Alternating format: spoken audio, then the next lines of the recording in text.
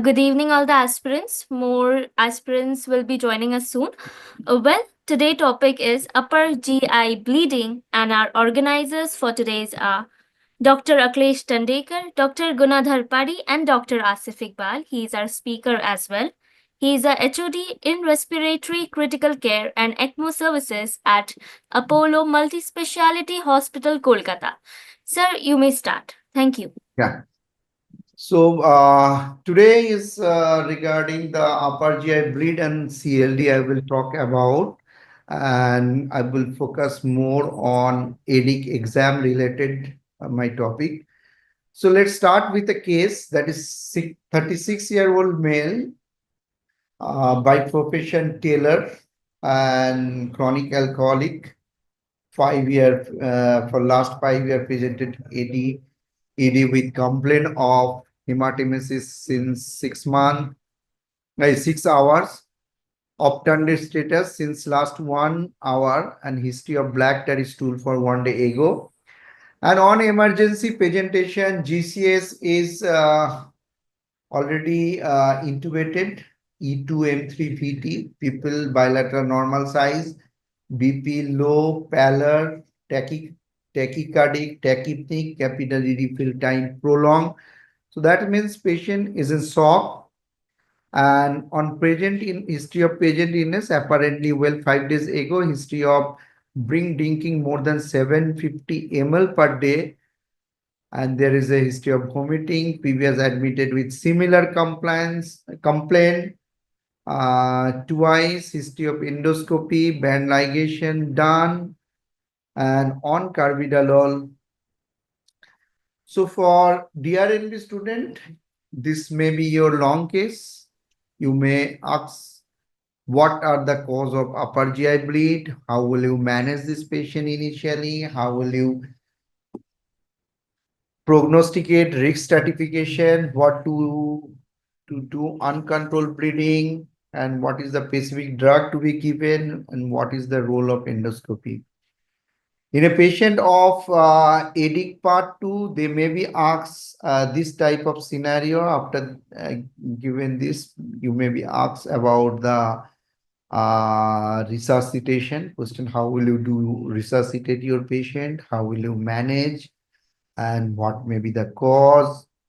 And then they will ask about your endoscopic management and role of PPI, everything. So let's start.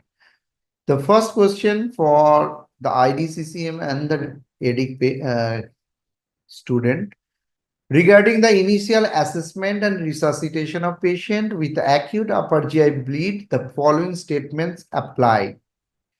Platelet transfusion is not routinely indicated for patients who are not actively bleeding and are hemodynamically stable. This is a K-type question in IDCCM or EDIC. So you have to answer true and false. You can put your in your chat box.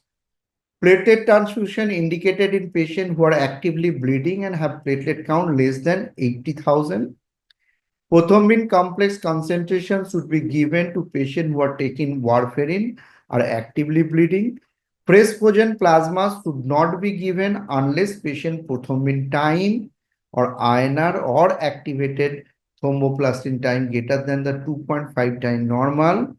Recombinant factor 7A should be given early if possible. So this is your question. So anyone has given any input on the chat box? No. So this is the answer.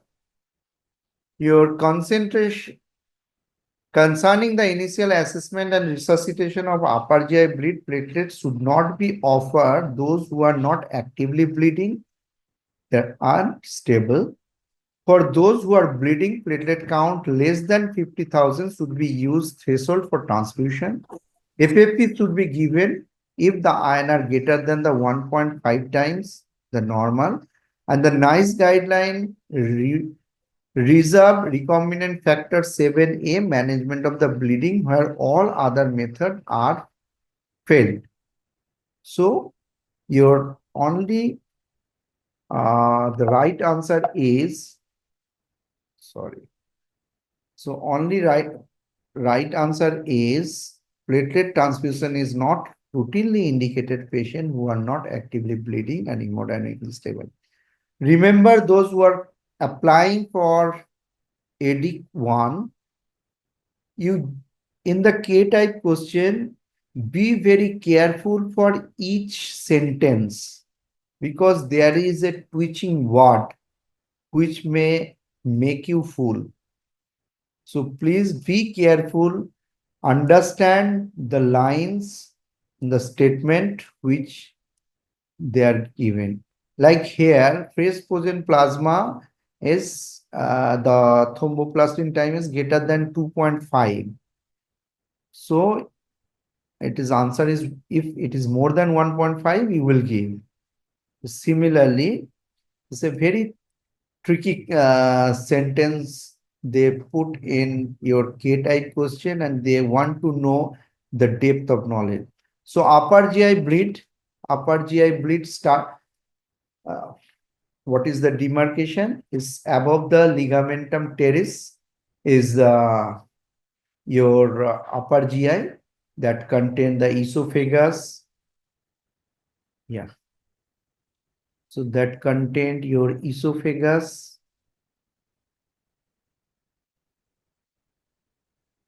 So esophagus, aorta, and up to the duodenojejunal reflux. So,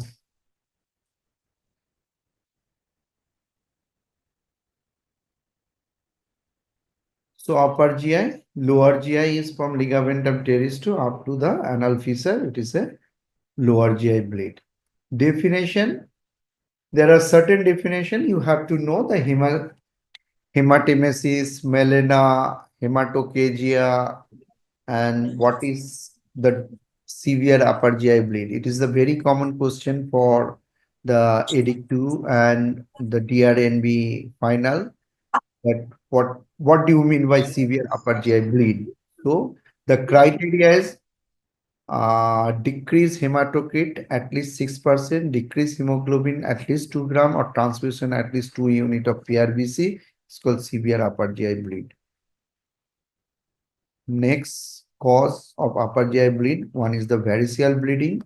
In variceal bleeding, liver cirrhosis, sarcoidosis, hemosiderosis, chronic heart failure, Budd-Chiari syndrome, splenic vein thrombosis, pregnancy, idiopathic. Non-variceal bleeding, peptic ulcer disease, malariovestiae, hemorrhagic gastritis, malignancy, aortoduodenal fistula, hemophilia, is all. Risk stratification. Now, next question is risk stratification. You may ask about the how will you categorize the high risk for bleeding. So, goal to identify very low risk patient and safely discharge from the emergency or OPD for follow-up. The risk further bleeding is needed to intervention like transfusion, hemostatic therapy, or prevent the death. So there is a well accepted score is Glasgow Bradford score. If Glasgow Bradford score is 0, it has a high sensitivity and specificity is low, but sensitivity is very high. And there is a Rockall bleed M65. These are different scoring, and you have a risk factor that is blood urea nitrogen, hemoglobin, systolic blood pressure, heart rate, melena, syncope, hepatic disease, cardiac failure. So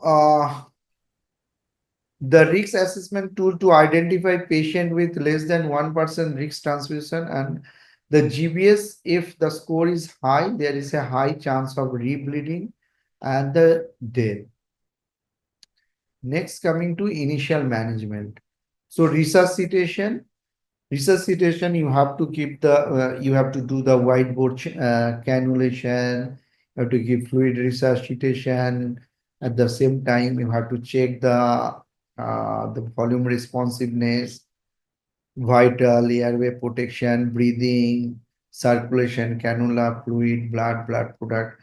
I'm not going in details, but remember the thing is that uh, you need to reserve blood and you need to give fluid, and the fluid, which fluid you will give, always prefer crystalloid over the colloid. There are multiple study which supported that crystalloid is better in this situation. And you in your DRNB exam, examiner might ask about the trial. In your edic 2 exam, examiner may ask about the trial, and you have to have the background knowledge of trial at least the what is the objective of the trial, what is the result of the trial, and what is the limitation of the trial. Now coming to in crystalloid, what will you give? Normal saline or balanced salt solution? It's always better balanced salt solution. But there is a trial, smart trial, salt trial, speed trial, basic trial. Every trial is not very, there is not very much mortality benefit, but balanced salt solution, smart trial or salt trial showing that there is a chances of renal failure in the subgroup of patient is very low in a patient with a balanced salt solution. Now, next question you might ask about restrictive versus liberal fluid. Oh, Then, yeah, again, they might oh, ask about the trial's name. So it's always better to go for the restrictive strategy. The limitation, lack of evidence of subgroup of patient presenting of acute GI bleeding. Now coming to blood transfusion, when you will give blood and how much will be your target. So it has been shown that the lower threshold is much better. It prevents the rebleeding. So lower means how much? If there is a no cardiac risk, 7 is the target. If there is a cardiac comorbidity, 9 is the target. Think another is a transfusion guided by viscoelastic assay. So those who are appearing for the edic, you have to know about the this viscoelastic curve. This is TEG ROTEM based transfusion.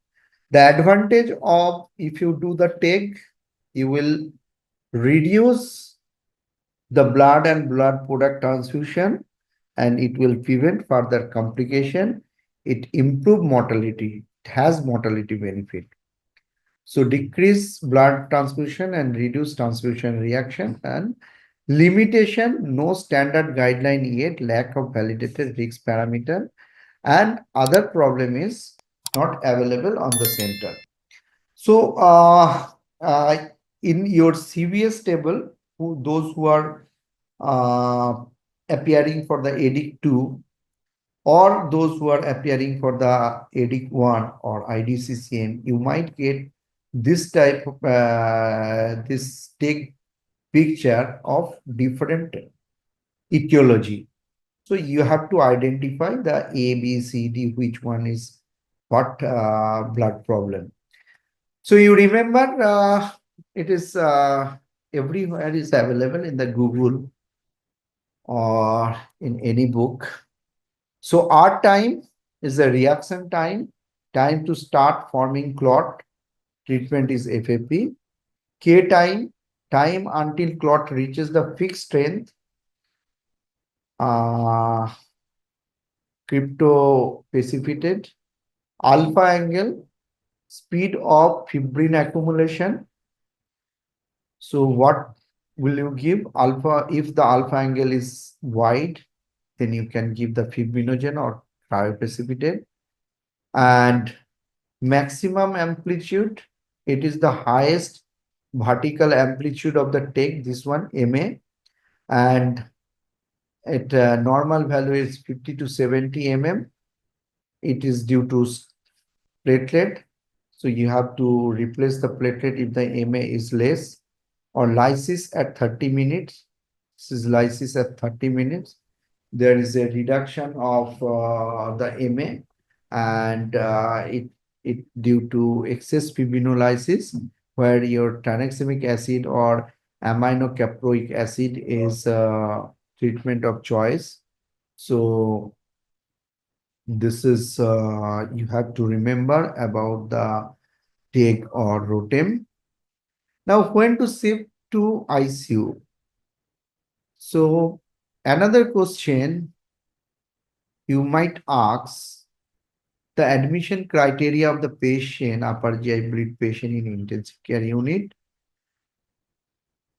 It is given in the Washington manual or any standard textbook that hypotension at present, moderate to severe bleeding, ongoing hemodynamic instability, absence of adequate hematocrit, increased despite blood transfusion, low initial blood clot, bright or dark red NG-tube aspiration, prolonged coagulation, myocardial infarction, evidence of active oozing, sprouting, and visible vessel on the endoscopy. So these are the criteria to shift the patient to ICU. So is there any role of NG aspiration? Just a minute. Just a minute. I will call you regarding কালকে যেগুলো পাঠিয়েছিলাম ওটার update নেওয়ার জন্য। ঠিক আছে? So role of aspiration, upper GI bleed, there is no role of Ryle's tube aspiration, does not differ upper and lower bleed in patient with melena, does not predict the high risk lesion requiring endoscopic therapy, no evidence of rebleeding then. Role of proton pump inhibitor, the guideline says that you can use proton pump inhibitor. It doesn't have mortality benefit, but it has a benefit that it can stabilize your clot. So PPI is recommended for non-variceal bleed. In variceal bleed, there is no much mortality benefit. And variceal bleed, esophageal varices most commonly, and the mortality is 15 to 25%. This is the different gradation of the esophageal bleed. Then gastric variceal bleed is 15 to 25%, but more severe bleed, mortality is very high, 15 to 45%. So in the gastric variceal, there is a different location and different grade. And variceal size is more than 5 mm, red well marked variceal, and this is present in the decompensated cirrhosis. Now acute gastrointestinal bleeding plus portal hypertension, if so, initial management, airway, breathing, circulation, volume replacement with crystalloid, restrictive transfusion, hemoglobin threshold is 7, target is 7. If there is a cardiovascular comorbidity, 9. So initial assessment, history, physical, blood exam, culture, initial resuscitation, immediate start, drug like somatostatin or ralipacin, antibiotic prophylaxis, ceftriaxone, norfloxacin, early diagnostic endoscopy less than 12 hours, confirm variceal bleed, endoscopic therapy, band ligation, maintain vasoactive drug therapy for 3 to 5 days, antibiotic prophylaxis continue, ceftriaxone on norfloxacin. If control, consider early tips in high risk patient in variceal bleeding, and if there is a further bleeding, rescue with tips. If the band ligation is failure, then your option is go for the tips. So antibiotic prophylaxis, is there any role of antibiotic prophylaxis in cirrhotic patient upper GI bleeding? So conclusion is antibiotic prophylaxis in a cirrhosis upper gastrointestinal bleeding significantly reduce bacterial infection and reduce all-cause mortality and bacterial infection mortality, rebleeding even in hospital, and the length of hospitalization. So antibiotic prophylaxis is recommended. So reduce infection, reduce rebleeding, hospitalization, So prophylaxis, what will you give? Ceftriaxone 1 gram IV, 7 days maximum. Norfloxacin 400 milligram BD orally for 7 days maximum. Discontinue, hemorrhage resolve or vasoactive drug stop. Vasoactive drugs which you will give, vasoactive drug administration associated with reduced mortality, hospital stay and transfusion requirement. And started before endoscopy, decrease active bleeding during endoscopy, improve bleeding control and facilitate endoscopy therapy. Terlipressin, somatostatin, octreotide, um, all can be used. There is no difference of efficacy. Now, vasoactive drug, we have a terlipressin, somatostatin, octreotide. You have to know the mechanism action, more or less all mechanism action is same. Terlipressin is a vasopressin analog, V1 receptor, decrease splenic blood flow and portal pressure. Somatostatin, peptide hormone, inhibit release of glucagon and gastric secretion and cause vasoconstriction and decrease portal inflow. And octreotide, long-acting analog of somatostatin. And side effect of terlipressin is bradycardia, hypertension, ventricular fibrillation, abdominal cramp, diarrhea, hyponatremia. Somatostatin, more or less same, and also causing the hypothyroidism, abdominal distress, cholelithiasis, and octreotide, more or less same. On this has a high potency of QTC prolongation. Now coming to endoscopic therapy in your variceal upper GI bleed. So variceal hemorrhage confirmed by endoscopy and combined with endoscopy therapy and vasoactive drug, more effective, better hemostasis, less transfusion rate, and hospital stay mortality. So endoscopy is well recommended. So these are the few picture of endoscopic band ligation and endoscopic sclerosant agent injection. So both you can do for your decreased bleeding.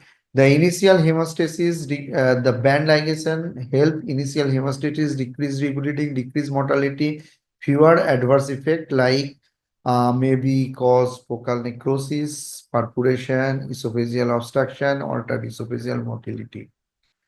When you are using sclerosant agents, then use cyanoacrylate glue, more adverse effect like bleeding, perforation, stricture, pleural effusion, aspiration pneumonia, ARDS. So pre-endoscopic management, role of prokinetic therapy, role of proton pump inhibitor, and timing of endoscopy. Role of prokinetic therapy is recommended for prokinetic agent, improve visualization and diagnostic yield. And the literature on metoclopramide is old, does not support its use. Erythromycin infusion 5 to 3 minutes, over 5 to 3 minutes, 20 to 90 minutes before the endoscopy. Single IV dose well tolerated, and QT prolongation, discussing toxicity, VT is side effect. Timing of endoscopy, it is better to within 12 hours, hemodynamically stable, no severe comorbidity, early diagnosis and early discharge, no mortality benefit, may harm for the patient if hemodynamically resuscitation and active comorbidity are not addressed adequately. So over enthusiasm regarding the endoscopy is not good. And early endoscopy within urgent endoscopy has no mortality benefit, but early endoscopy has definitely mortality benefit, lower in hospital mortality within 24 hours. Means why urgent endoscopy has low mortality benefit? Because your resuscitation is not completed yet and you are doing intervention. That's why your mortality benefit is not there. But why early endoscopy has mortality benefit? You have adequately resuscitated and then you are stopping the bleeding. So this is the initial management patient presenting with GI bleed. So initial risk stratification and triage. Who have a high risk, your Glasgow Blaze Glasgow Blastford score is more than 2, admit to the hospital, observe unit.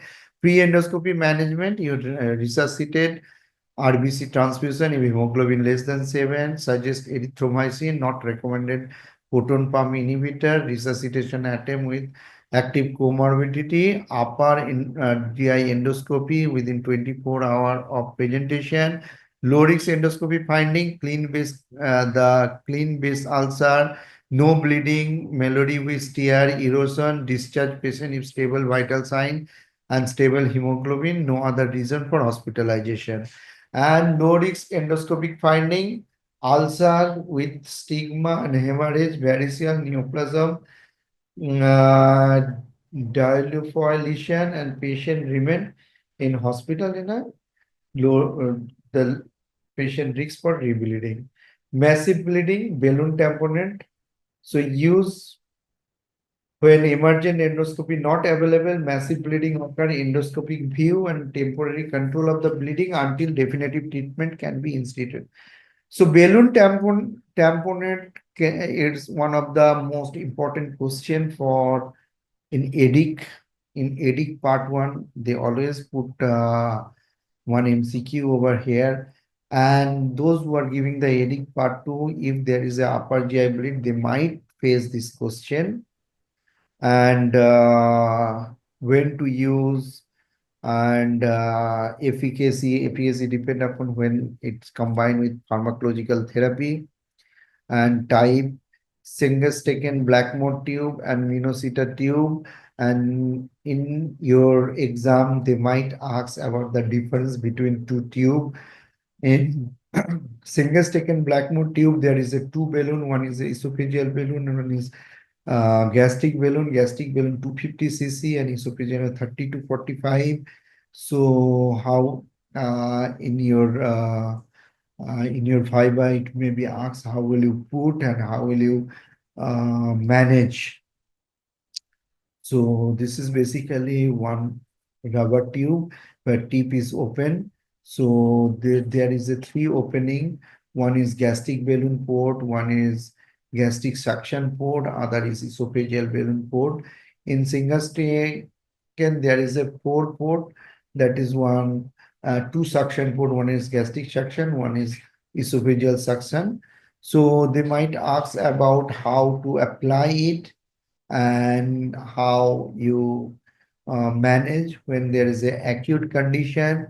You might put through the nose like you are putting the Ryle's tube. Then you first do the gastric balloon inflate, then you take a little traction, and then you inflate the esophageal balloon, and you need to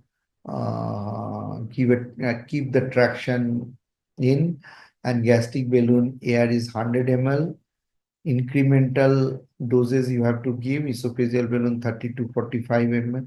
mmHg pressure on the manometer. Traction can be applied and deflect 5 minutes every 6 hourly to prevent the necrosis of the wall. Complication, asphyxia, airway occlusion, esophageal rupture, patient necrosis, aspiration. So these are the thing. And what prophylaxis is needed? Primary prophylaxis, preventing bleeding. You need to a non-selective beta blocker, uh, and secondary prophylaxis for rebleeding. You need to have the, when there is a risk of bleeding high, you have to do the non-selective beta blocker and visualize by your endoscopic variceal ligation. Non-specific beta blocker, which will you give? You can give your atenolol, you can give your propanolol, and decrease portal pressure and spleen valve. Blood flow, caution is refractory ascites, sodium, low sodium, and sometimes cause decompensated disease like dose reduction and discontinuation needed. Management patient with cirrhosis following your EGD score screening. So endoscopic scoring. So no varices, repeat your endoscopic directed or guided therapy. So every 2 to 3 years, you will do repeat endoscopy, small varices less than 5 mm, high risk for bleeding, red well mark and the CTP class C. So non-selective beta blocker, nonolol, propanolol or carvedilol, and repeat endoscopy every 1 or 2 years. Or medium or large varices is there, non-selective beta blocker you have to give along with the endoscopic variceal ligation you have to do. Now, treatment prevention of recurrent esophageal varices. One is you have to give the non-selective beta blocker and you have to do the check endoscopy and main target is to reduce the portal hypertension by you can give the non-selective beta blockers, splenic vasodilatation, increase portal venous flow.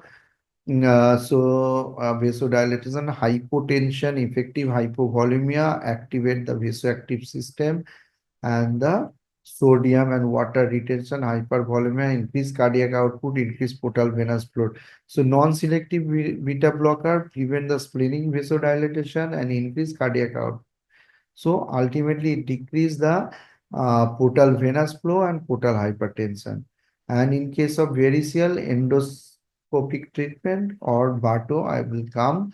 And etiological treatment, if you have any etiology like cirrhosis of liver, then you can do the tips which ultimately reduce the portal hypertension.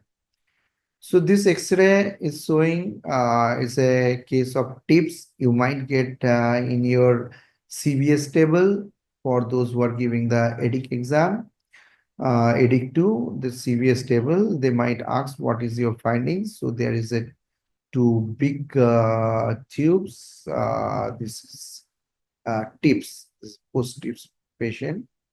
So transjugular intrahepatic photosystemic shunt, it basically the rescue therapy is when there is a unsuccessful of hemostasis and rebleeding, early tips 48 to 72 hours, child B classification, active bleeding during endoscopy, or improve 1 year survival, reduce treatment failure, and the rebleeding in tips. So complication, intra-abdominal hemorrhage, stent occlusion, hepatic encephalopathy.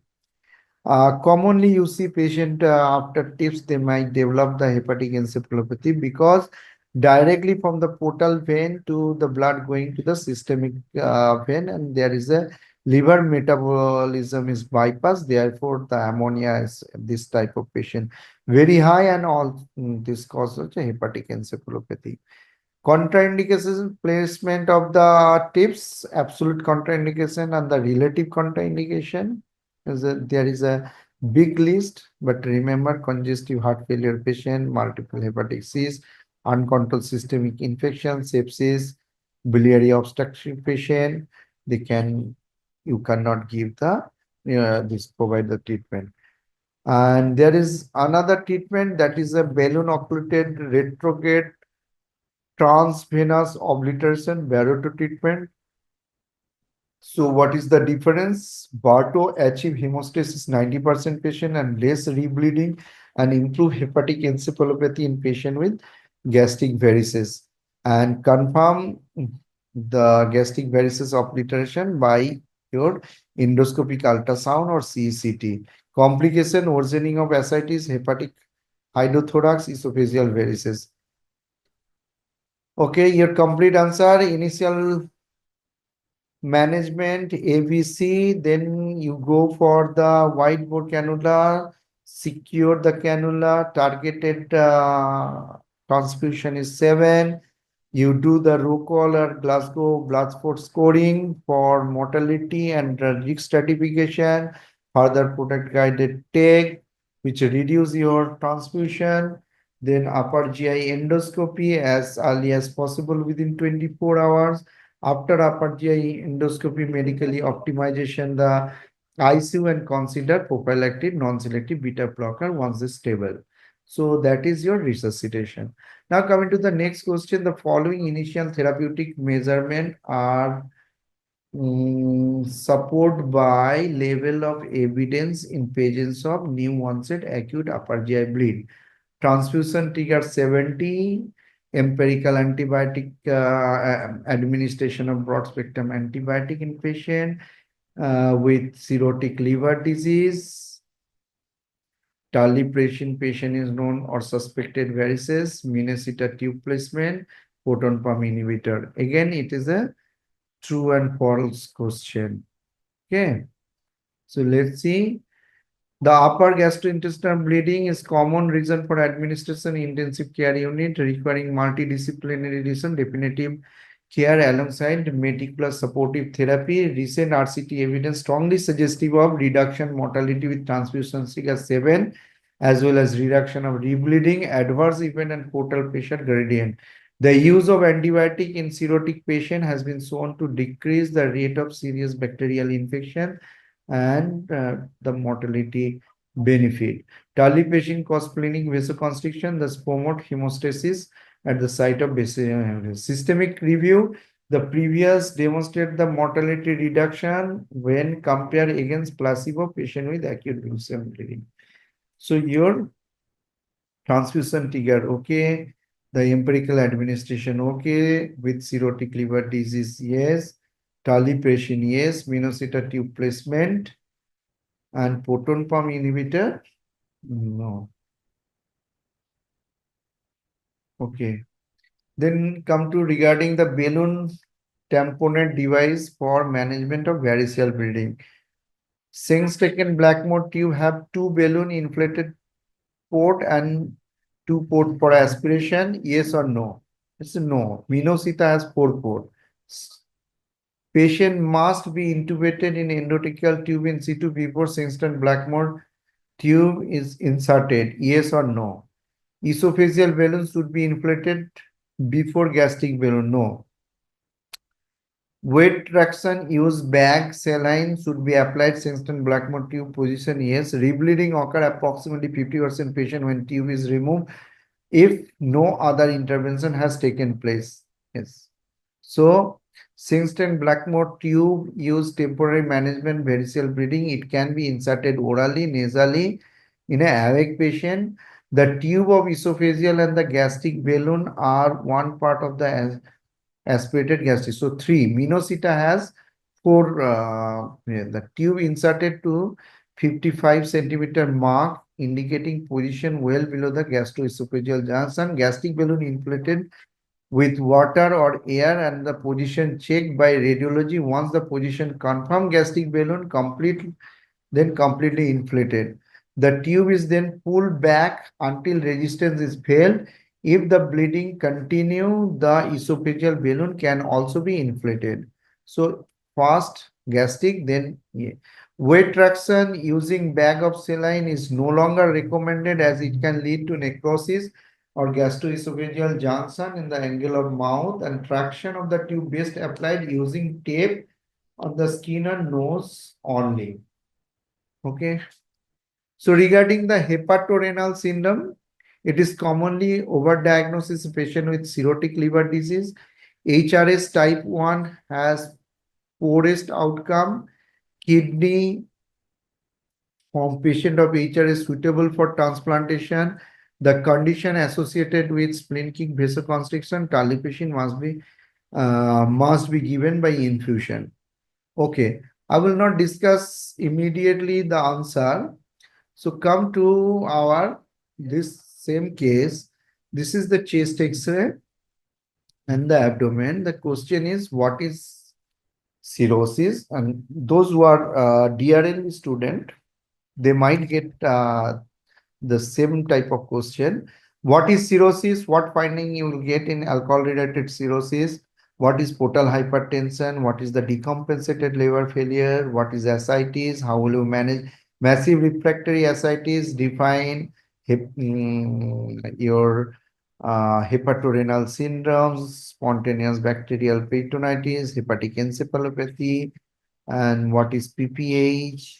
What is ACLF, role of focus in patient. So this type of question you might get in your DRN because patient, or hepatorenal syndrome is one of the most important area for edic 1 and edic 2 both, and the management, the type of hepatorenal syndrome and the management of hepatorenal syndrome. So cirrhosis is defined histological development of the degenerate nodule surrounded by fibrous band in response to chronic liver injury, lead to portal hypertension and end-stage liver disease. Okay. So etiology, there is a multiple etiology, viral, autoimmune, fatty liver, and some rare cause, medication. So ultimately cirrhosis of the liver. So compensated or decompensated or late decompensated or death. So coming to compensated cirrhosis, stage 1 and stage 2. There is a varices but not ascites, no ascites, no varices, or decompensated is ascites plus varices, bleeding ascites. The mortality is high in the decompensated state.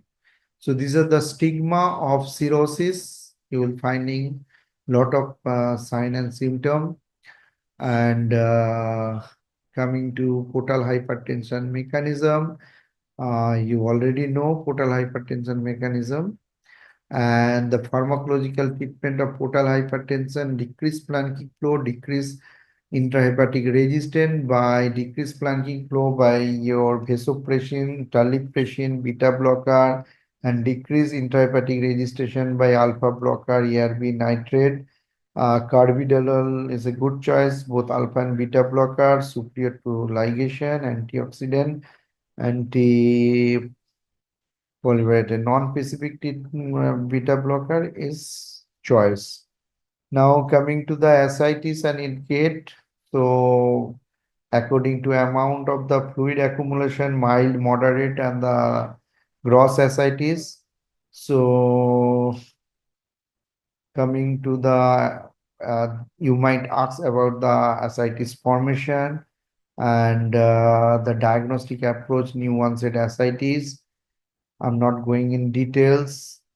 And the refractory ascites, how the definition of refractory ascites, and the diagnostic criteria for refractory ascites, and paracentesis induced circulatory dysfunction.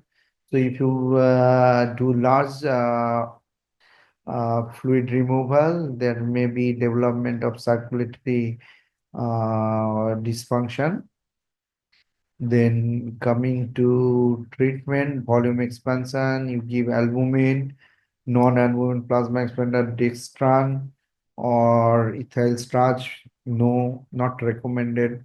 Talipicin and albumin is recommended. Now coming to the spontaneous bacterial peritonitis. So in CLD patient, long case, you might ask about the spontaneous bacterial peritonitis, the criteria for diagnosis, and what are the causative agent, what will be your management protocol, everything can be asked. And the most important is hepatorenal syndrome. Hepatorenal syndrome also is important in theory as well as practical question, and also in edic 1 and edic 2 question. So HRS occur 20% at 1 year and 40% 5-year patient with decompensated cirrhosis. And HRS occur 25 to 30% patient with acute liver disease. HRS associated with 30% patient with spontaneous bacterial peritonitis, 25% severe alcoholic hepatitis. Prognosis in liver failure is much worse if developed HRS. 50% mortality within 2 weeks of diagnosis, 80% mortality within 3 months of diagnosis. Liver transplant improve the survival rate. HRS is two type, HRS1 and HRS2. HRS1 criteria: absolute increase of serum creatinine more than 0.3 milligram DL within 48 hours, urine output less than 0.5 ml per kg body weight within 6 hours, and presence of your it is so and nucleus and HRS2, EGFR less than 60, percentage increases than 50%, and pathogenesis of the HRS, there is a splanchnic vasodilation, and total blood flow is decreased, effective arterial blood volume is decreased, and ultimately the renal perfusion decrease, increased renin-angiotensin, sympathetic nervous system overdrive, ultimately cause vasoconstriction, afferent arteriole, and there is a renal tube, and the GFR is reduced. So management overview, classification and monitoring, screening for sepsis and other trigger, paracentesis of albumin, no diuretics, volume resuscitation, pharmacological measurement and other. So treatment option, you have to control cirrhosis, portal hypertension, splanchnic vasodilation, and reduce so liver transplant, portal hypertension, you reduce portal hypertension by tips, splanchnic vasodilation, in non-ICU or ICU. If ICU is adrenaline, albumin, increased MAP, vasopressin, and also terlipressin and albumin, and then your vasopressin analog like terlipressin, splinting vasoconstriction, improve systemic circulation map, reduce plasma renin aldosterone, and improve RAP. Terlipressin prevent irreversible renal failure and need dialysis until an organ become available. The predictor for success, young age, lower serum creatinine, and CTP score is less than 3, treatment duration 15 days, serum creatinine is there. Treatment protocol, 0.5 to 1 milligram IV 4 hourly, and step up 3-day maximum 2 milligram for quarter 4 hourly, targeted serum creatinine 1 point. Watch your splanchnic ischemia. Terlipressin versus noradrenaline. Terlipressin versus noradrenaline treatment of HRS, systemic review, meta-analysis with economic evaluation. Conclusion is no evidence of superiority between treatment strategy using terlipressin or noradrenaline. That's why it's recommended when the patient is in ICU, you put noradrenaline as good as. So renal replacement therapy indicator worsening renal function, electrolyte disturbance, increased volume overload, unresponsive vasoconstrictor therapy. So now question is the management of suspected hepatorenal syndrome in critically ill patient. Following therapeutic option is likely most effective. Transtubular intrahepatic, most efficacious. Sorry, option is most efficacious. Tips: furosemide infusion, titrate to urinary output, human albumin infusion at the rate of 20, intravenous terlipressin dose 0.5 to 2 milligram, 4 to 6 hourly, dopamine infusion. Here the most efficacious means intravenous terlipressin.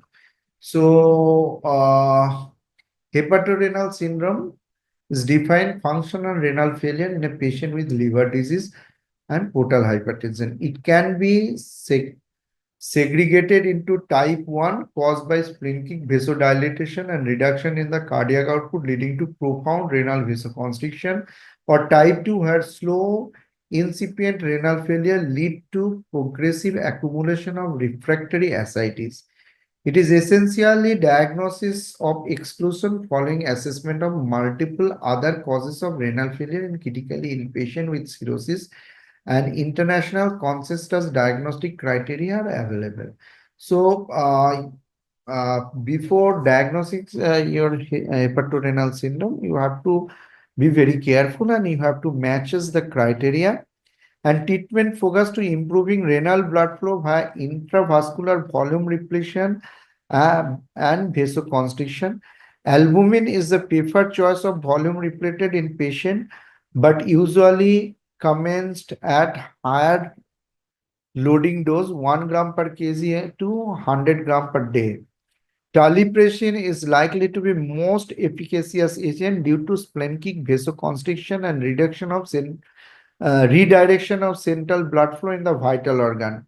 There has been much study of terlipressin in this context, including case report, prospective cohort data, and randomized control trial. The transjugular intrahepatic photosystemic shunt has a role, but therapy limited supporting evidence. Furosemide infusion is likely exacerbate the situation.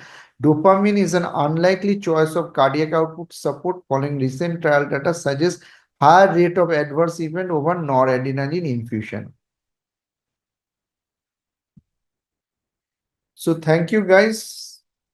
That's all about your upper GI bleed. But my request, those who are applying for edic, this is very important area that upper GI bleeding. So upper GI bleeding, you have to know everything because you might get question from the upper GI bleed or spontaneous bacterial peritonitis or HRS.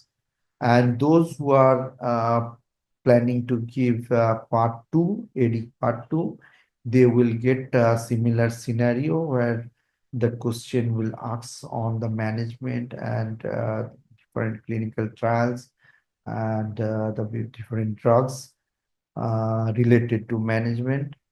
So, and those who are still doing IDCSM or DRNB along with EDIC, so please, you have to have the thorough knowledge of CLD before you are appearing for the exam. Thank you all. Thank you, Fatma. Thank you so much, sir, for being with us here. It was a great session. And so I we'll need wind a up here. feedback, honest feedback from every individual. Sure, sir.